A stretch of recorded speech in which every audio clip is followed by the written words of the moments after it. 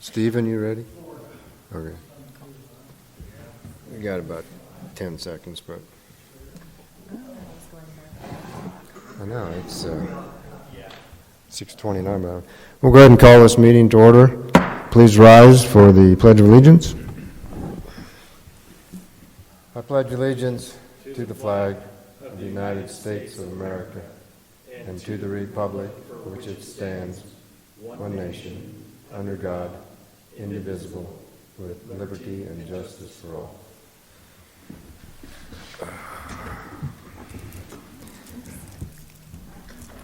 First item of business is approval of the workshop and special meeting minutes from April 12th. Anybody have any comments or corrections? Mr. Chairman, I move that we approve the workshop and special meeting minutes from April 12th, 2022. Second. Got a motion and a second. Is there any discussion? Let's proceed to vote. Candelaria, Yes. McDaniel, Yes. Levy, Yes. Scorts, Yes. Remy. Yes. Under unfinished business, we have our continuing discussion of ADUs, which I'm sure we will probably have on the agenda numerous times, so we'll have a few minutes and entertain any discussion that somebody wants to bring up. Nancy, did you have anything else that you were going to present? I mean, I do have some ideas to present on the ADUs, but I wonder if there's any ability to switch the agenda and go to the public hearing first, since we have people here. I was going to suggest that as well. Mr. Chairman, I move we amend the agenda to move agenda item 4, public hearings, first prior to agenda item 3, unfinished business. Ralph, you don't want to stick around for a couple hours? Okay. Is there a second to that motion? Second. Got a first and a second. Any discussion? You know what? Let's vote then.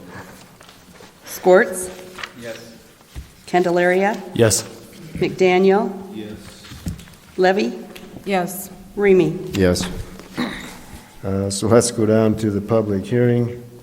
We'll open it up for a public hearing on the additional building at the Memorial Hospital campus. Nancy, did you want to start something there, and then we'll entertain other guests? Sure, I'll Okay. do the staff report, and then we can have the applicant speak. And if there's any public here, that would be great, too. And I am, again, having technical difficulties. Do you all have your packet in front of you? Oh, great, okay.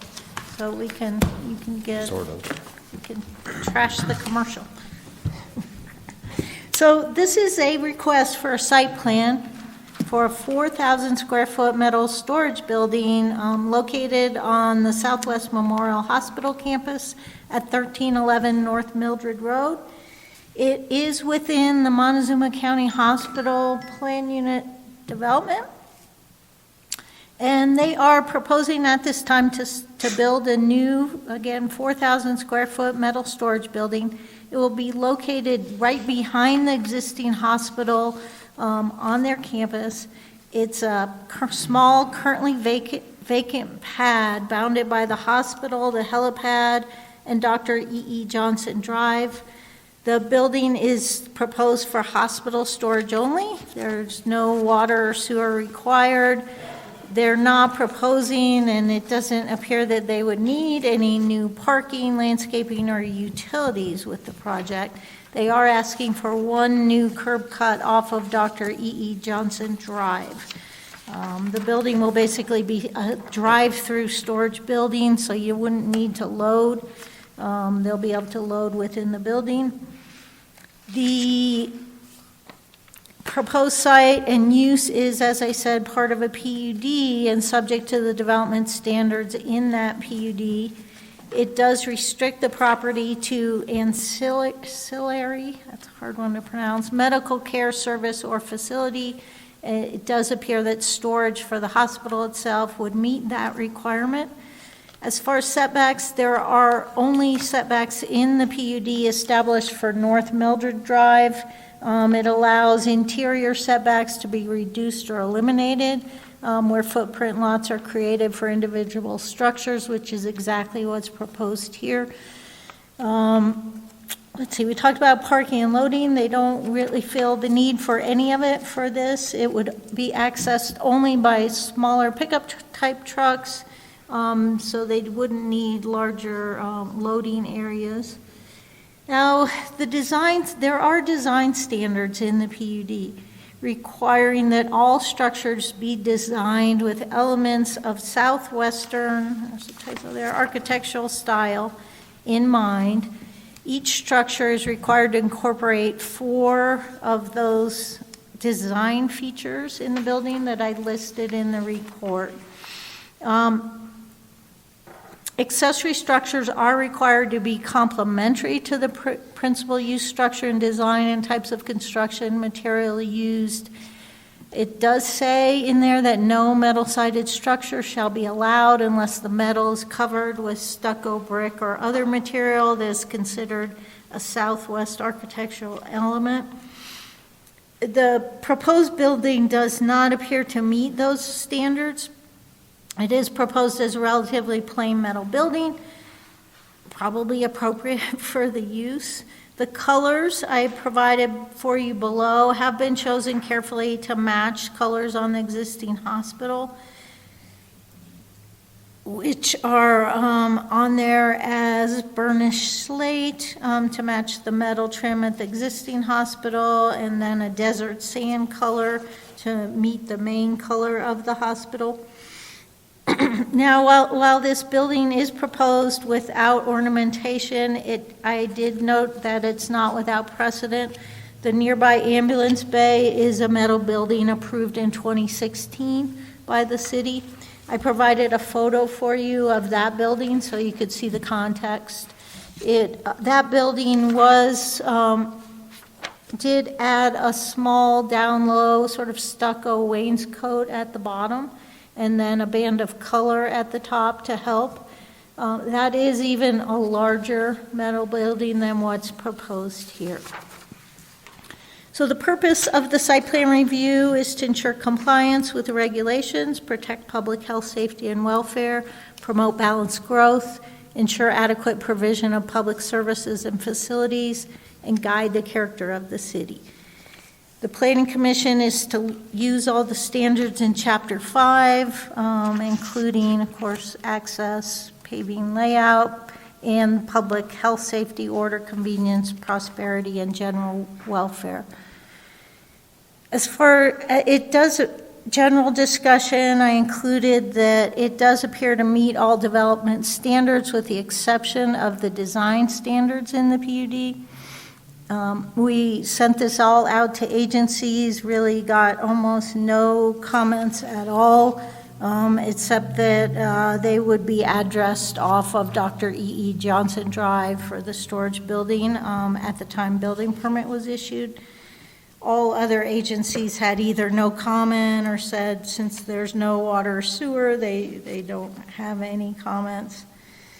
So, based on the precedent of the ambulance bay and the actions, the proposed colors and careful design and the location of this storage building tucked in behind the hospital and not really in public view, staff has a recommendation for you to approve the site development plan. You can include any conditions you feel would be necessary to ensure compliance with the land use code. Do you have any questions? Yes, I do. So your rationale for not holding this to the design standards is simply because of the ambulance building that's already there, because that's at a precedent in your Well, I would say that's a big precedent, and then this location is really out of the public view. And they've made some effort at least to match colors and make it look attractive for a metal building. I would just hate to see in the future that if the existing ambulance building doesn't have to meet design standards, now this one doesn't, if a third one comes in, we say, well, there's two precedents, and it snowballs down the road, and I'm concerned about that. Do you have any comment? You should be somewhat concerned about that. And I just have a question for the applicant. Will the side of the building match the ambulance metal building that's there right now, with the banding across the top? Is that how that's? I'm Ralph Wagner, and I'm the owner's representative for the Montezuma County Hospital District. Ralph, if we're done asking Nancy questions. Oh, sorry, I was out of turn. We'll continue to have the. Thank you, Nancy. I have a question. Were you able to find any past information on the ambulance bay as far as what they did to grant? Did they just okay it, or grant a variance, or what did they do? I did find that the initial submittal included simply a metal building, and they added the small band at the bottom, the wainscoting, and the colored band at the top, based on comments from staff, I believe. So was that a recommendation from our? I believe it was presented to the Planning Commission as it's designed, as you see it today. But there was discussion in the staff report, and that's all I could do, was look at the file, obviously, and then look at what's there. But there was some discussion about the addition of the color band at the top and the wainscoting at the bottom to dress up the building somewhat. You didn't happen to see any past city council minutes discussion on this item? No. Okay. Any other questions for Nancy? Then let's continue the public hearing. And Ralph, would you go to the podium and give your name and address and turn on the mic? It's in the middle at the bottom. It needs to turn green.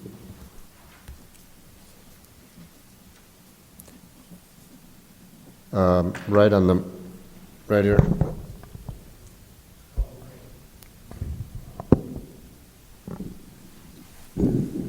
Thank you. I'm Ralph Wagner, address 11708, Road 27.5, Cortez. I work for the Montezuma County Hospital District. The idea behind this storage building actually grew out of the Montezuma County Hospital District, who is the owner of the real estate of the property, and Southwest Health System, wanting to be better prepared for the next pandemic. The idea behind this building is to create storage in very close proximity to the back of the hospital that can be used for hospital beds, hospital equipment, EMS equipment. And so that's how the idea started, was let's be better prepared for the next pandemic. And so over the past 9 months or so, we've been working on a plan to put this building up. I'd be happy to answer any questions that you've got. In the last 3 or 4 years, the hospital district has taken down maybe 8 or 10 old wooden storage sheds out in this same area. There was, as a matter of fact, a double-wide trailer on this plot that was used for their IT department that came down 3 or 4 years ago. The whole area back there has been cleaned up and really looks pretty nice, and we think this building will also look nice. So that's the idea behind it, and we hope you'll entertain approving this building. Anybody have any questions? Jim, you got? Okay, now it's my turn to ask that same question. Will it resemble the ambulance building with that band of dark across the top of it? We don't have that in the design right now, no.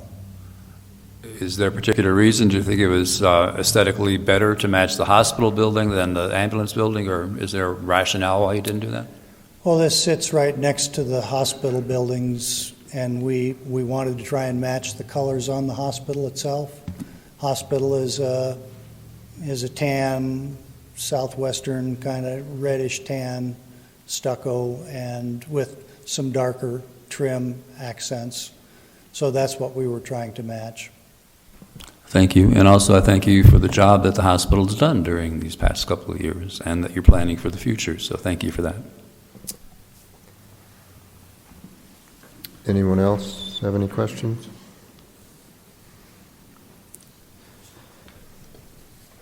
Thanks, Rob. Anyone else to speak for or against the building?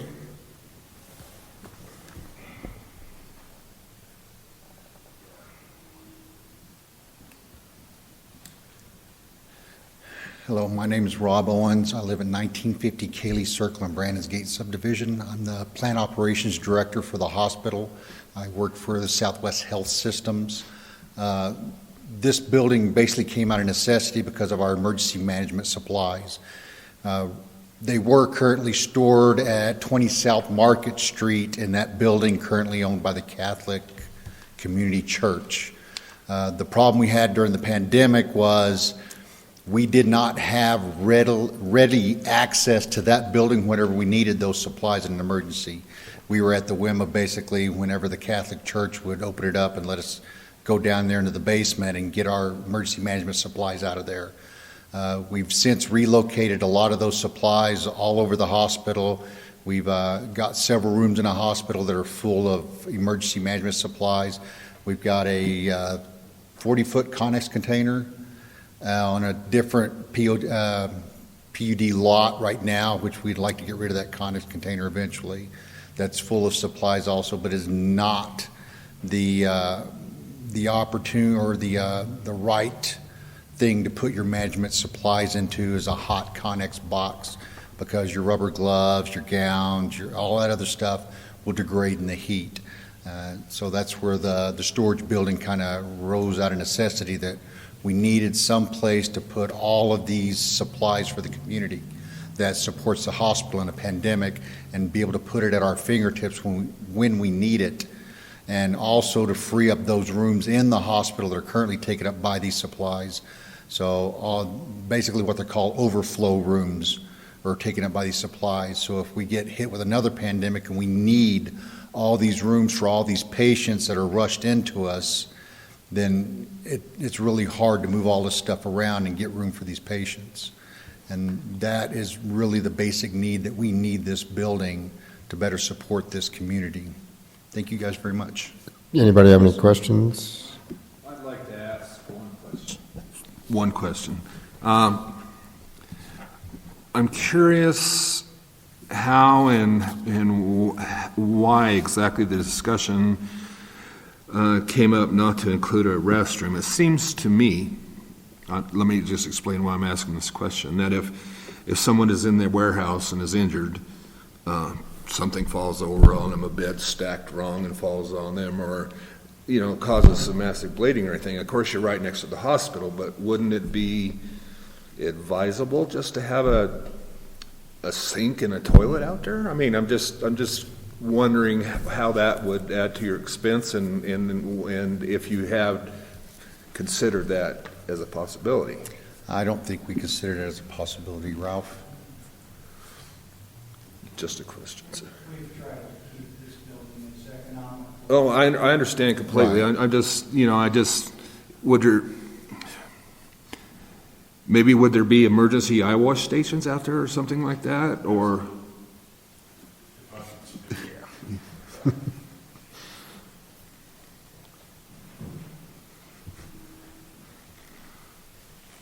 Yeah, hi, I'm Rick Schrader. I'm the Chief Financial Officer at Southwest Health. And a couple of things. I'll answer your question, then go back and kind of expound on what Rob said. This building will have all the safety requirements of a building on hospital premises. It will have an Eyewash station. It's located close to a defibrillator in case anybody has an episode out there until we can get the paramedics. The paramedics are pretty much right across the street within about 5 minutes. You'll have some, alarms and things that they can designate, to call for help if something like that happens. So, but that's a great question. And we just tried to keep it about as simple as we could. When the COVID started hitting the fan in March of 2020, Governor Polis and the administration said, okay, we know you guys are 25 beds, but you got to figure out a way to get to 38 beds. So we did that. The other thing is we used to be just in time. And from a personal protective equipment standpoint, we go through more gowns, more face shields, more masks, more shoe coverings, more hats than we used to. And so right now what we have is we have about a 5-month supply of things that we need based on a COVID situation over the first few months of 2020, because we found out two things. One is with things being manufactured overseas, it's hard to get it. The other thing is when you're bidding against New York and, you're Cortez, Colorado, you're bidding against New York and California. They have a little bit more money than we do, but they spend a lot more money than we do, and thank God we're not in debt like California or New York. But that's enough of an opine. But we also looked at beds. We also looked at additional ventilators for patients to where, and we've kind of coined this phrase with Dean and Ralph and Rob and everybody that we're somewhat of a critical access hospital on steroids. Addressing the Planning Commission, thank you guys. We appreciate the community support, and we want to continue to serve the residents of Montezuma, Dolores, and La Plata counties. So happy to answer any other questions. But basically, we need it in a secure place where it's easy access. When it does snow, that we can operate with the appropriate equipment and beds and whatnot, instead of kind of leaving things a bit cluttered in rooms that could be used for additional patients or for providers seeing patients. Anybody else have any questions? It was brought up about the other unit that it get kind of hot in there. Is there any heat or cold in this building that's going to affect anything? I think, go ahead, Ralph. There's heating in there. There's a unit heating in there, just heat from freezing. Yeah. So it needs supply filters. And there's vent fans. There's some power vent fans in the units. Okay. Yeah, so I think Ralph and Dean, and we're appreciative of MCHD for helping design this, have addressed it to where nobody's really going to live in there except a bunch of supplies and equipment, to where it doesn't stale date. The other thing is we will send some people in there rotating stock so that doesn't expire and we don't have spoilage as well. But great question. Okay. Thank you. There's no other questions. Is there anybody else to speak for or against? Yeah, thank you. You bet. I guess I would entertain a motion then. Oh, wait, got to close the public hearing, sorry. I've got a question for Nancy real quick. So can we clarify that all of the Southwestern style features are indeed design standards of the plan unit development and not necessarily a part of the Cortez land use scope? Yes, correct. They're in the plan unit development standards. And a lot of them don't feel very appropriate for a storage building. Well, here are my 2 cents, if I may. I don't know if many people have put together a cost and draw sheet for anything sort of construction here recently, but costs are absolutely outrageous. And when I tell you they've tripled in the past year, that's not a lie. That is a fact. All right? So I think that when we look at the purpose of this building, i.e. being well situated to handle the next pandemic, I think that we should take into consideration right now we've got, as the applicant mentioned, 5 months worth of supplies of PPE if we doll this thing up and have to have stucco on there and, wrought iron and arches, well, the money spent on all of that stuff now decreases it down to 2 months. What would you rather have? Supplies for our first responders, or a nice-looking building that no one's going to ever see? For all intents and purposes, the elevation of this building is completely hidden from everybody. As far as a density standpoint of traffic, nobody drives that road in comparison to Mildred. They've done an incredible job with the Mildred-facing facade. The hospital looks fantastic. For all intents and purposes of what this building is meant to do, I think that it's perfect. So with that, Mr. Chairman, I move that we recommend to council that council approve the site development plan for a 4,000 square foot storage building on property located at Zone PUD as submitted by and through P&Z resolution number 2, series 2022, with the following conditions 1 and 2. Mr. Chairman, I plan on asking for a third condition. At what point do I do that? Be appropriate? Do we vote on the motion first, or do I? There's no second to the motion at this point. Okay, so at what point would it be appropriate for me to bring up my third condition? It can die for lack of a second, or it can be second, and then you can try to amend the motion. Okay, I'll second the motion, and then I'd like to. Motion has been made and seconded. Is there any discussion? Before you go your route, what are you talking about?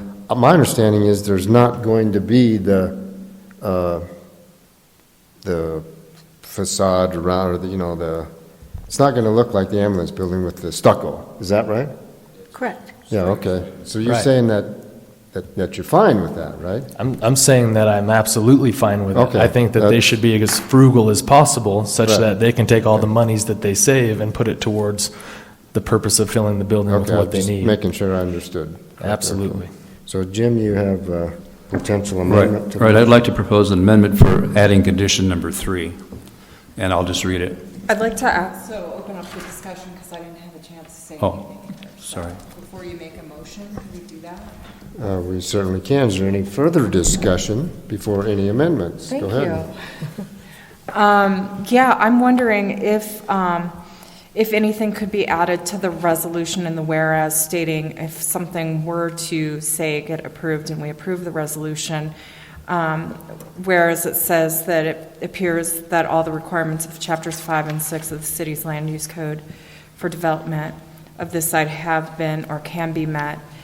For one, it's actually covered under the PUD and not 5 and 6, but I think it would be important somehow to state that a whereas where the Planning Commission found that there was a precedent already set. But in so doing, specifically mentioning that that's not a public-facing building, so that the precedent has been set for the non-public, amenity or building, so that we clarify that it wouldn't be a precedent for a new offices or, something facing Mildred or, that would be my request if we go down this route. I think it might help you out. Well, any comments should be with the microphone on. Yeah, it's been stated, and this is not a big deal, but I just want to clarify my feelings on this. It's been stated this is not a building that will be seen. It absolutely will be seen. This building is seen when you come to the emergency entrance. It is seen from the helipad. It is seen from the B retirement community in the back. So it is seen. It's not as public seen as Mildred, but it is seen. And that's all I want to say on that. I would like to propose condition number 3 at this time, if that's proper. Any other discussion before we have any amendments, I guess, even though that's part of the discussion? Could you state again, just to make sure I understand what you're trying to say. So generally, when we make a motion to approve something, we just read off the title of the resolution and say condition 1 and 2, but I was thinking it would be nice to amend the resolution because that's really going to be the standing reference document rather than the minutes of our meeting and our motion, to include a whereas that clarifies that that this is being approved because there's been a precedent set for, I'm trying to think of the right word of maybe an accessory storage structure. Would you call the ambulance building a storage facility? I'm just trying to think of the wording. This is more of a policy thing so that we avoid the issue of precedents expanding like you had mentioned. Yeah, go ahead, Ralph. Yeah, probably need it on record. So your question is on the resolution, not the motion itself. Is that correct? And Becky, if I might say so, if you let me read my condition, I think it might address a lot of what you're saying. It might not be perfect and we can change it, but it might address a lot of what you're saying. Go ahead, Ralph. The purpose of the two buildings, even though we're comparing them because they're both on the property and they're both metal buildings, the purpose of that ambulance facility was completely different. The hospital used to park the ambulances outside year-round, plugged into heaters, hoping that they would start, hoping that they would be warm enough to put a patient in when, by the time they got to pick one up. The ambulance garage was really built to answer that need and to add a shop and warehouse area capability that the hospital didn't have or had in a much smaller capacity at that time. As part of that building, we got a conference room, we got a little kitchen and restrooms. There's actually even a little workout room in that building that are really nice features in that building. This storage building is proposed to be just that, a material storage building. I understand. I'm using land use code language. When you talk about accessory structures and technically your facility is going to be internally used. It's going to be used by staff. It's not going to be accessed by the general public. And that was the language I was trying to come up with, like what would that be and what would that look like in a resolution.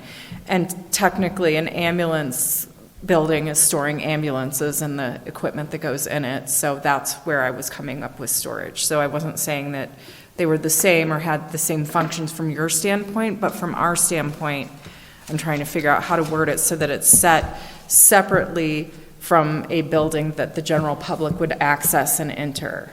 So that was my main statement. So thank you. Okay, thank you. Before you make a motion for an amendment, share your thoughts on what the amendment is about.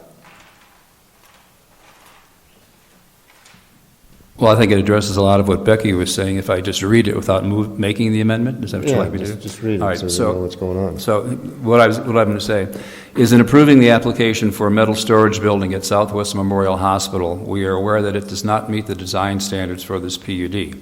This is a one-time exception. All future buildings in this PUD are to meet design standards, including all future metal buildings. Because, again, like I was talking earlier to staff, saying, well, we approve this one because there's a precedent set from the other building. I just don't want two precedents to be set down the road and saying that we understand this is an exception on this building. So I'm willing to discuss that, massage it, whatever anybody thinks. People understand what he's trying to get at in that lengthy amendment. Then go ahead and make a motion to amend. Okay, I'd like to make a motion to amend to add condition number 3 to the approval, and I'll read it again. And I have a copy for you. In approving the application for a metal storage building at Southwest Memorial Hospital, we are aware that it does not meet the design standards for this PUD. This is a one-time exception. All future buildings in this PUD are to meet design standards, including all future metal buildings. That's the proposal for condition number 3. Can I suggest that that be a request that be added to that language be added to the resolution under a whereas, and that be a condition? Because without that, in the future, when somebody pulls the next permit, they're not going to look at the minutes of this meeting. They're going to more likely look at the resolution that was passed at this meeting.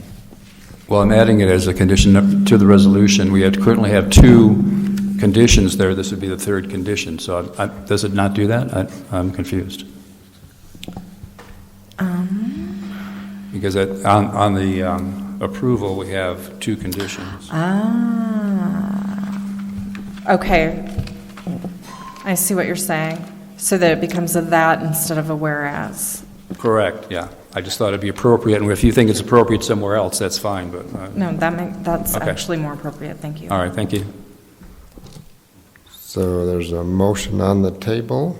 Is there a second to that motion? Just feel that's rather restrictive, saying we're going to make a one-time exception for something when precedence has already been set against the design standards of the PUD. I mean, essentially, what's done is done. Obviously, when any sort of site plan or proposal comes in front of planning and zoning, we're able to review that at that given time. If you take a look at all of the other buildings in this particular planned unit development, all of them meet the design standards with the stucco and everything else. But for all intents and purposes, what if there's another need for a building just like the one we would like to approve tonight? Well, we come back and look at this resolution and it states, well, that was a one-time exception, and now we're going to have them put $6 a square foot stucco on a building that's meant to house PPE. I think that the one-time exception seems restrictive to me when, quite frankly, the design standards of the PUD have no teeth because we've already gone and done it. So I don't think it's necessary to have it in there myself, but send it to vote. Okay, thank you. I'll second the motion. Use your microphone. I'll second the motion. We've got a motion and a second to amend the original motion. We'll vote on or discuss the amendment further. Anybody else care to say anything? And this is going to council? Gosh, okay. So this will go to council for final approval? Okay. And to be clear, we are voting on the amendment to the original motion. Correct. Okay. Any other discussion on the amendment? Then let's vote. Levy, I'm on the fence. Yes? was that a yes? I think so. Okay. Squirts, Yes. Candelaria, No. McDaniel, Yes. Remy. No. Motion passes. Now we'll vote on the original motion as amended. Just go ahead and call for a vote. McDaniel, Yes. Levy, I'm confused again. Just, we're doing the motion for the amendment? The motion and the amendment. So now the original motion Is amended. has been amended. Now we're voting on that. Oh, okay. Oh, I could do a yes and no. Yeah, No. you could. was that a no? Wait, Just to drag it out. Squirts, what Yes. just happened? Candelaria, Yes. Wait, what? Remy, What? We're,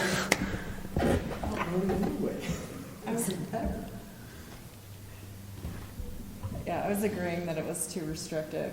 You should have voted no on the last Well, I get confused which one's which, I'm in the middle of the vote, guys. It's too late.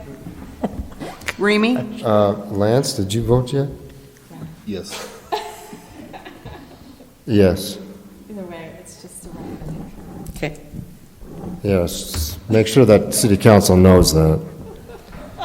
Can, oh my God. So you agree that it was too restrictive, so you wanted to vote no on the amendment to, I wanted the precedent language. You guys are done, in you can there, go. But not Goes to that council. it is a demand for all future things that it has to meet it. I think it just is important to make sure that the language is in there saying this is a precedent, but not saying all future, It's saying that we recognize this because the precedent was already set, but only for this type of building. You should Just be to- talking into your No, microphone so because we get it's already recorded. closed. Does it matter? Yeah, because so it gets in the recording. Oh. Is anybody gonna listen to that? I don't know. Okay.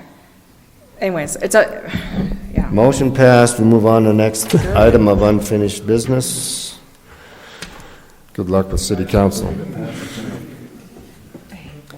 Did it pass or fail? What? Passed with the amendment. With a minute, okay, that's what I didn't know we were through voting. Yeah. Yeah, you vote on the amendment, and then you vote on the motion Right, as amended. Right. No, I got that, I'm sorry, I just didn't realize I that. don't want to vote no and then not allow them to recommend to council that we say, yeah, move forward with it, you know what I'm saying? No, I know what you're saying. I don't care. I really don't care, honestly. I really think stucco would look like crap on storage. ADUs. Back to this. All right, ADU discussion, we'll try to put a time limit on it, because I'm sure we'll be having further future discussions on this. 20 minutes. 20 minutes, sounds like a good idea to me. It's now, that clock's a hair off, but I got 7:11, so we'll go to 7:31 with comments and discussions. Nancy, you said you had some new stuff to... Yes, so I put it, after our discussion at the last meeting, I believe you asked me to look at the draft land use code and see what that had for ADUs. And so what I've provided for you in your packet is two versions of a revised ADU code. The one that's labeled draft land use code is from the draft land use code. It was surprisingly similar to what you have in the land use code now. They added some drawings, which are surprisingly the exact same drawings from Durango's code that I provided to you. But so basically, it's reformatted, but the difference between the draft land use code and your current code are the ones that are highlighted there in the document. So they revised it to say that the lot shall meet the minimum lot size requirement for the underlying zone district, where your existing code has it shall exceed by 20% or more. And then the next major revision there is that instead of requiring that the ADU not result in an increase of more than 20% in the existing living area, they speak, this draft code spoke to not result in an increase of more than 600 square feet or 50% of the living area, whichever is less. Not to exceed 600 square feet in any case. There was some other language, I think, that is pretty basic. The off-street parking is also different in that it requires only one additional off-street parking space instead of your current code, which requires two. And it did have the statement about ADU not adversely impacting traffic flow or parking in the neighborhood. So I think it really hit a lot of the concerns that you were talking about, and it also kind of addresses some of the issues that have stopped people from even applying for ADUs in the city. It does still, the way it's written, it still restricts them to residential estate or residential single-family in the R1 district, and it's still required a conditional use. So I think they added those. Those were, I preserved the actual typeface and coloring from that draft code, and that was in a new color, so I'm thinking that was sort of a last-minute revision that they added to make it more like your current code. Then the other document is the existing code. I redlined in and highlighted some of the proposed revisions that we talked about. So basically, that could be some fairly simple changes to your existing code, if you wish. And the first one would be in item D. We could increase, the ADU shall not result in an increase of more, bump it up from 20% to 50%. You could still add, like your draft code, maximum square footage. Like they were adding 600 square feet, or pick a number. 800 square feet's common in a lot of codes. And then whichever is more, or whichever is more would be the correct language, I believe. The other option that I provided with a red line is under J, where we now have the limit of 20%, or that the lot consists of 20% more than the area.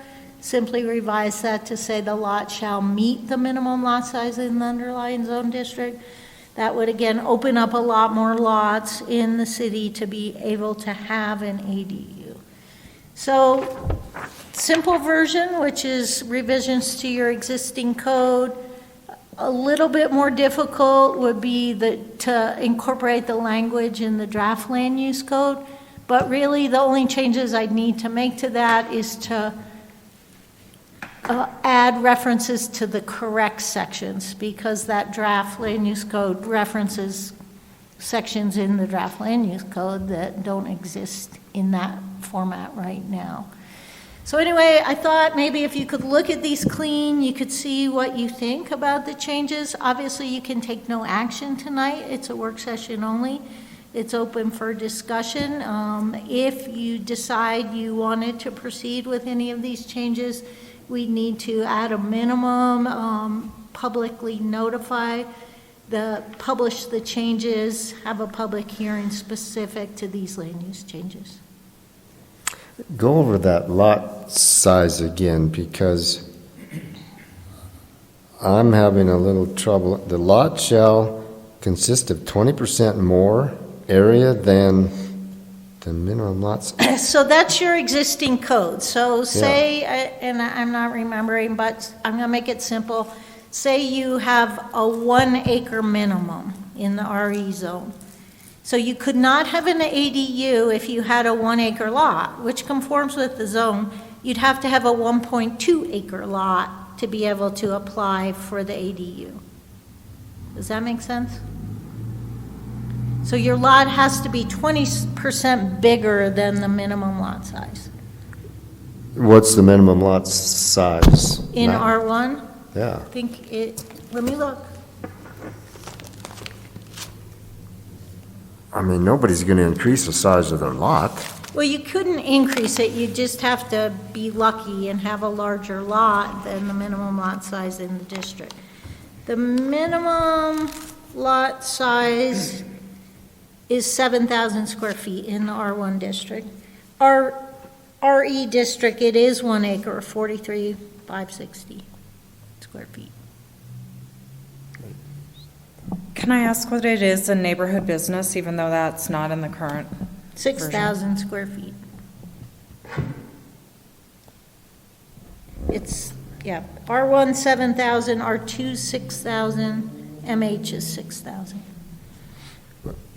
R2 is 6,000 square feet minimum. that's commercial? R2 is multifamily. Yeah, R2 is What? Oh, okay. two Sorry. residential. Wait. Yep. R1 is 7,000 and R2 is 6,000. That's backwards. Yeah, that's for sure.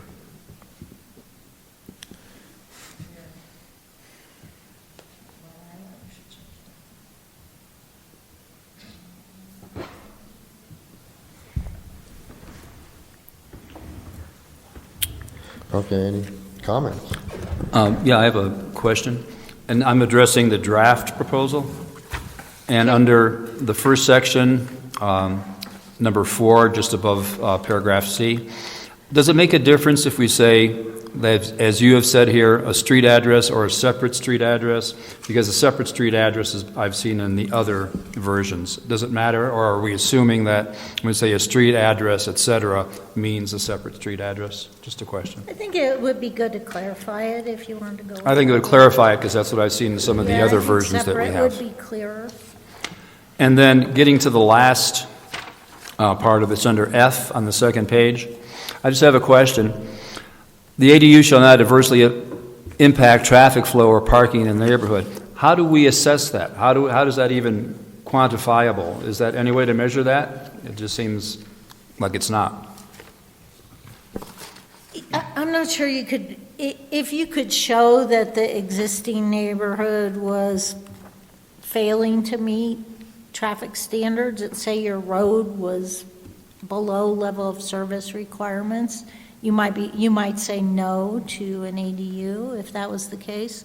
I don't know if there's any streets like that in Cortez. Okay, thank you. I was just curious. Yeah, and I think probably you're going to go on, it's a conditional use permit, it would be a public meeting, you'd probably go on a lot of neighborhood comment and concern and how it was expressed. Stephen, you look like you were going to make a comment or question, or? I do have a few comments. Jim, are you all done? Is Commissioner Skortz all done? Yeah, he's done. He's done? Okay. Sorry. Just out of curiosity for, I guess, proposing amendments or what have you, why are we only sticking with RE and R1? That's just one question. I want to hop in on that. Okay, so there's a question there. I don't necessarily feel like there should be a total square foot limit, i.e., I believe the 600 square foot limit, not a result or increase of more than 600 square feet or 50%. I know that's not what Nancy moved forward. I think on that one it's just 50%. But what really resonates with me is the citizen that came in that had a 900 square foot home.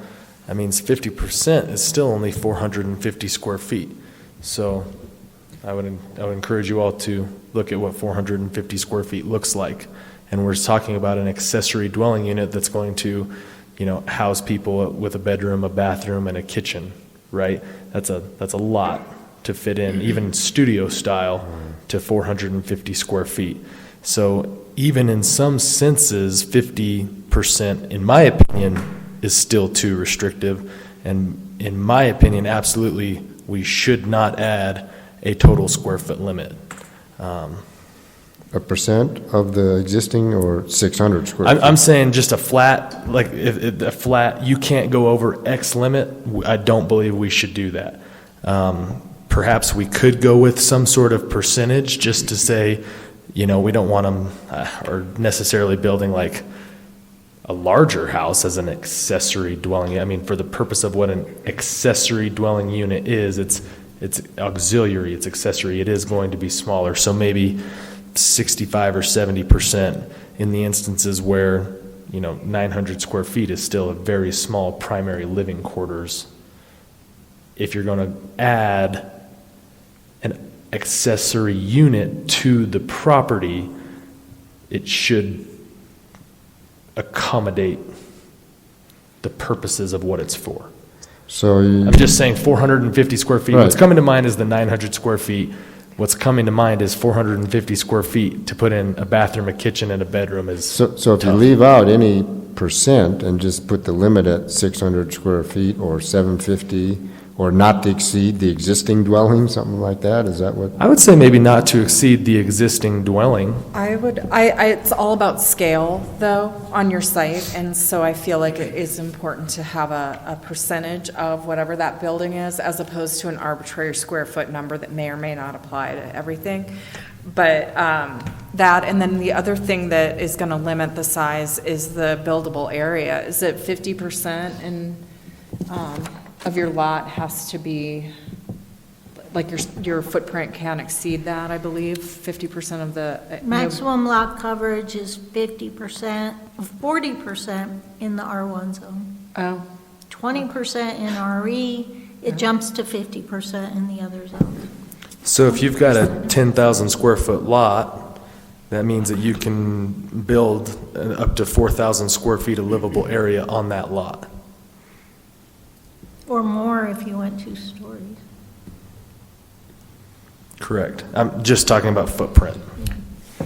Yeah, so, I mean, with that in place, that'll limit it too, but I do think it's important to keep the scale smaller than your primary, otherwise you're going to have potential for weird-looking things in the neighborhood, but. Well, 50% is a great step in the right direction as compared to 20%, Yeah. in my opinion. But, I see what you're saying. I'm even thinking like a 75, but that's just me throwing things that I've seen before, but it doesn't matter to me. I mean, it's. Do you think 75 would be good? I don't want to say that, but I'm just saying I've seen that. Okay. Where'd you see that at, just out of curiosity? I think it was Dolores, because I was looking to see what else neighboring communities in Montezuma County who might have, the same contractors, just to kind of make things a little bit more uniform, assuming it's always going to be the same builder, the expectations are the same. But I can't really tell you. Excuse me, but since we're on a time limit tonight, I'd like to say something. I agree with Becky about the whole thing with scale. And we don't want to have an accessory dwelling unit that looks like a duplex. So we want to keep it smaller, and it is an accessory unit, and in the code somewhere it says for 1 or 2 people. So I think the standards that are written in the draft are really appropriate. And we're not going to do something that everybody can have an accessory dwelling unit. And yes, there might be some lots and some current structures that are too small. 450 square feet might be too small. I'm sorry, those people just might not be able to get them. But if 50% or 75% of the people can get accessory dwelling units, that's fine. But I agree with the whole thing with scale. We don't want to be able to build something that looks like it might be a duplex. So I like what's in the draft as it stands. I have an issue with the percentage and the square footage, actually. 450 square feet is the size of a quite large RV that you see parked out at the RV parks all over town, and people are living in those. So I don't know that 450 feet as a maximum ADU is a hardship, to be honest with you. And I would recommend that instead of 50%, we go to 35%, and that's just my opinion. The RV park just north of town has those little cabins out there. I have not gone out there and asked them what the square footage is, but I think I will. I can tell you. Can you? I can tell you where they modeled those cabins from, and they're approximately 800 square feet. We've had a golfer come up from Arizona and has stayed in there, and yeah, somehow it seemed like it was 750 to 900, somewhere in there he was talking about. Should be probably 2 bedrooms, 1 bath, little kitchen, little living area. His was in a 1-bedroom though, so. It was just a 1 bed? Yeah. So he was in one of the smaller ones. Yeah. Because the smaller ones are off towards the back. Yeah, I'll have to, in my spare time, if I have any, And I want to go back to something that we've said in previous sessions on this. We're looking at accessory dwelling units. We're talking about a mother-in-law or where Commissioner Ream can have somebody hold his dribble cup. He mentioned at another meeting, we're not talking about having a family necessarily moving into these places, but just an accessory dwelling unit. And I do have a question for Nancy whenever it's proper to ask her. Nancy, at the last time we got together, you showed an overhead from the city lab article. and it said how Durango created affordable housing. And I asked you if there was any statistics or any quantitative analysis about that in the article, and you were going to look up that city lab. Did you were I able did to? not get to that, I'm sorry. Okay. Could you, next time we address this, could you make sure we have that, or could you send it out to us in the interim? Because that article did state it created affordable housing, and I'd like to know if there's any way to measure that it actually created affordable housing. Thank you. So it looks like me the things to think about are the lot size, the size of the existing unit, the size of the AUD in relation to the existing unit, and then any parking that might be up. Does that sort of summarize the four main areas? We give Yes. thought to? And I'm glad you brought up parking, because I'm still in favor of having 2 parking spaces, which can be in tandem, because we're talking about 1 or 2 people living in these places. So that would be something I'll bring up in the future as well. 2 parking spaces, not 1. Oh, and I might point out, Nancy, also that in the draft, on the second page, something that you need to be aware of, where it says off-street parking, sentence 2, it says 1 of the required parking spaces may be provided in a garage or carport. That indicates there's more than 1. So,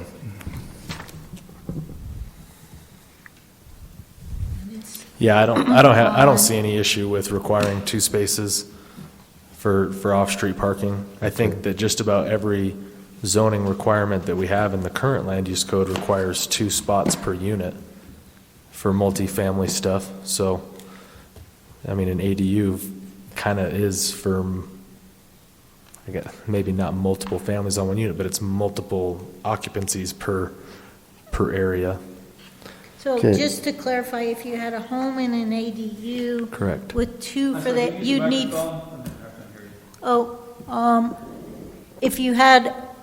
If you require 2 spaces for the ADU, you have 2 spaces for the single-family home, so there would be 4 spaces, yeah.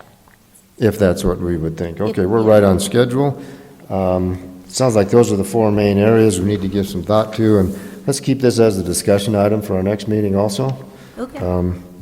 And you'll get us that other thing that Jim asked for, I guess, and I'm going to go out and check those cabins to see how big they are. Act like I'm going to rent one, I guess, but...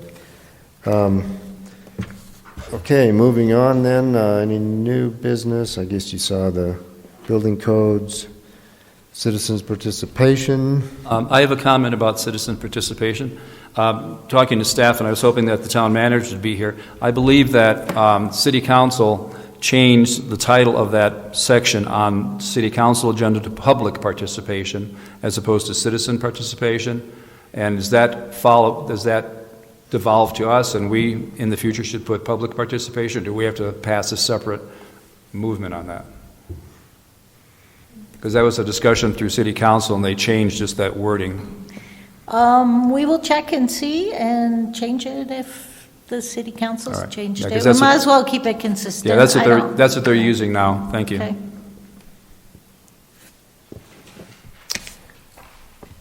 Any good of the cause? What? Yeah, he didn't want to speak. Oh, you didn't want to speak? No. And we still have this last item, building. Did we discuss that? Mm-mm. Oh, that's just, we don't discuss it, it's just for your information. Guess I'd entertain a motion to adjourn. So moved.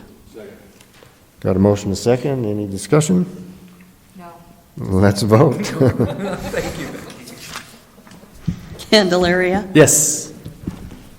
I can't see. Scorts, Yes. Levy? Yeah.